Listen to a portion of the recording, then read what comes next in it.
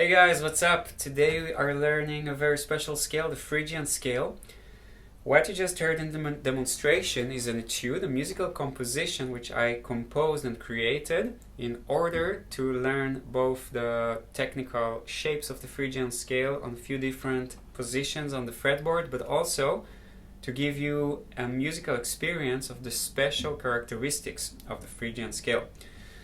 In this video, I'm going to give you a tiny bit of theory, so you have a little bit of context, what is the Phrygian scale, and I'm mainly going to talk about this etude and how to use the etude and the backing tracks and the practice pack in order to get the most out of it. Let's start with the Phrygian scale. As you could hear, it has a very unique sound. It's quite dark, it's quite melancholic, it's quite sad.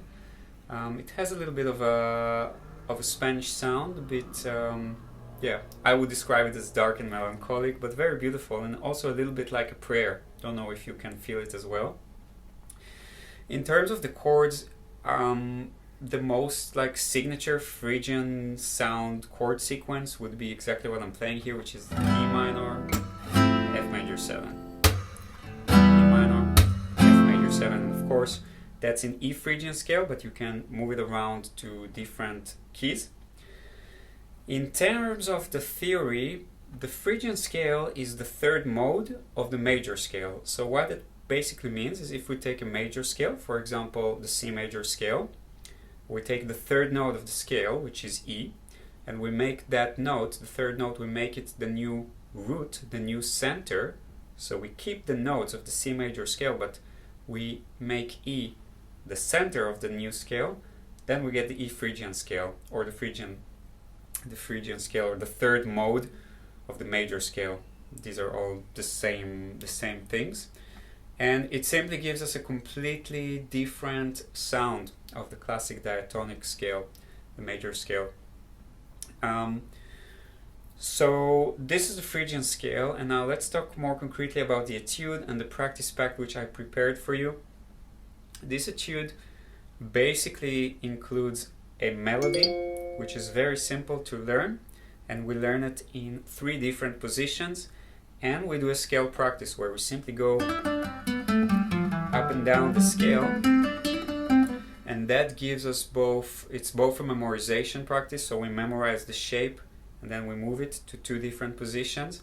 It's also a speed practice. You can use it with a metronome to build speed and coordination with both of your hands, and when you use it together with the backing track like I do here, it also sounds very beautiful and very musical. So it also kind of gives you an example of how you can use scales to actually create melodies, because the only thing I'm adding here, aside from just playing the scale up and down, is one like hammer on. That's it. And a little bit of accenting. So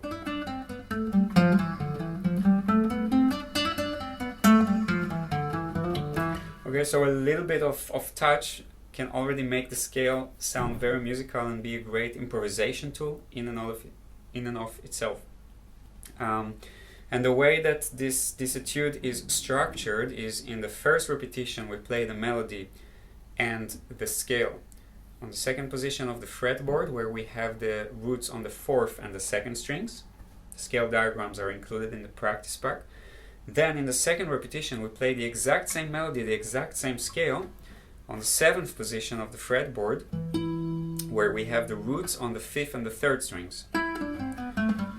Okay, so you start to learn the different boxes and shapes across the fretboard.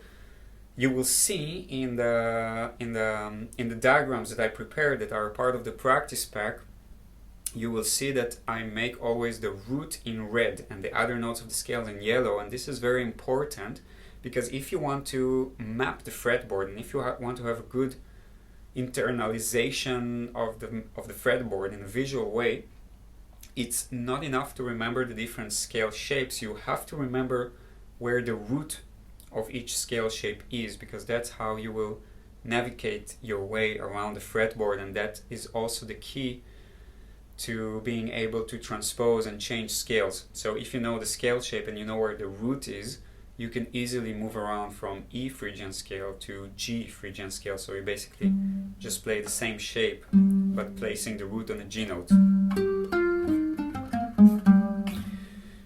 Okay, so these are the first 2 rounds of the backing track, and then in the 3rd round we continue in the same way. We play the melody and the scale sequence, but this time I take it 1 step more complex. We go 1 octave higher. So we learn the melody on the top octave in a new position, and for the scale passage, the scale run, I'm also adding a slide. So we're actually going like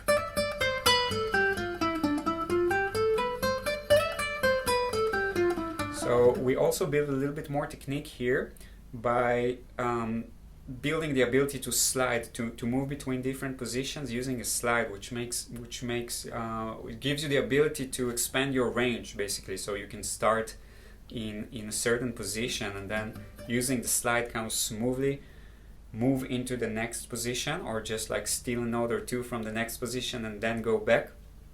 So it's actually a combination of 2 different positions that we connect with a slide. This is the 3rd one. And then in the 4th one, that's where it's already open for your own creativity and your own improvisation. What I demonstrate in the Etude, in the recording, in the beginning of this video, is I'm taking a kind of a Q&A form of improvisation, where there is 1 melodic sentence which repeats itself.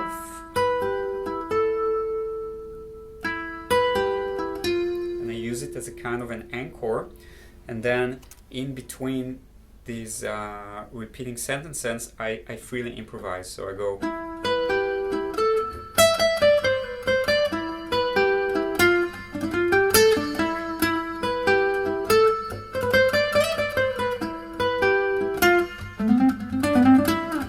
Okay, so you see the structure of the Q&A kind of keeps it very melodic, very solid. And if you know the scale good, and if you've done some good technique and speed practices, you can really make it come to life by using just simple scalar passages or sequences, these type of things. So give it a try, just play with it, and this is basically the room for you to experiment more freely with the scale after you memorize the shapes and you kind of like have a basic feeling of the scale. So practice pack for download, that includes the tabs for the Etude, that includes 2 backing tracks and 2 different speeds that you can practice along with, and it includes a practice summary PDF document which has the scale diagrams and basically the suggested way to structure your practice to get the most results out of this Etude and get to know the Phrygian scale. So I hope you enjoy this. Let me know if you have any questions, and if you want to expand more on your understanding of the fretboard and of scales and of how to learn scales in a musical way, like I demonstrate here, then check out Master the Fretboard. We are starting in January. It's going to be a really, really cool program where I'm basically bringing the scales, which is really old musical wisdom, in a new form, which is a little bit more easy to digest, more practical, and more musical. I'd love to see more of you there. Details are in the post. Enjoy your practice, and I'll see you guys next time.